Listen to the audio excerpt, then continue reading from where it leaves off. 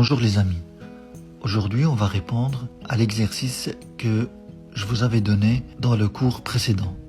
Avant de vous donner la réponse, j'aimerais bien insister sur une chose très importante par rapport à ces cours de comptabilité.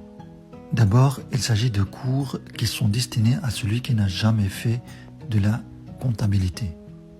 Et deuxièmement, il faut bien suivre depuis le début ces cours car ça commence plus facile et puis ça devient de plus en plus difficile. Donc pour bien suivre et bien comprendre, il faut commencer depuis le début. Revenons maintenant à notre exercice. J'espère que vous l'avez fait et que vous avez des bonnes réponses.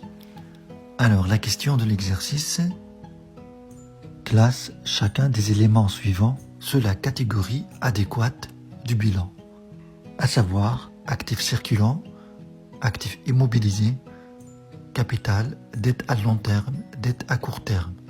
Alors, on va commencer par le plus facile, apport en capital. Bien sûr, ça va dans la catégorie capital. Et puis, vous avez emprunt remboursable dans 26 mois.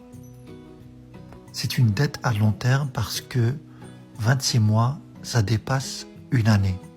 Tout ce qui dépasse une année, dans le cadre de la comptabilité, c'est du long terme.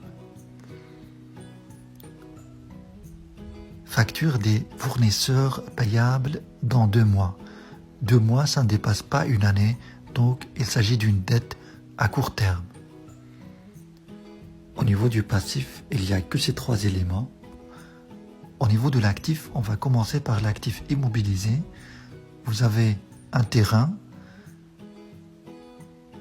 des chaises et tables pour les salariés. Il s'agit d'un actif immobilisé parce que ces chaises et tables sont destinées à rester dans l'entreprise et non pas à la vente. Pareil pour un comptoir, caisse enregistreuse, il s'agit d'un actif immobilisé. Tout ce qui reste va dans l'actif circulant. Donc vous avez des sacs poubelles, divers produits pour la fabrication des marchandises, factures non payées des clients, solde sur un compte bancaire. Voilà pour le premier exercice. Je vous donne un deuxième exercice pour mieux s'habituer à l'utilisation du bilan comptable. Il s'agit de présenter le bilan d'une entreprise sur base des éléments suivants.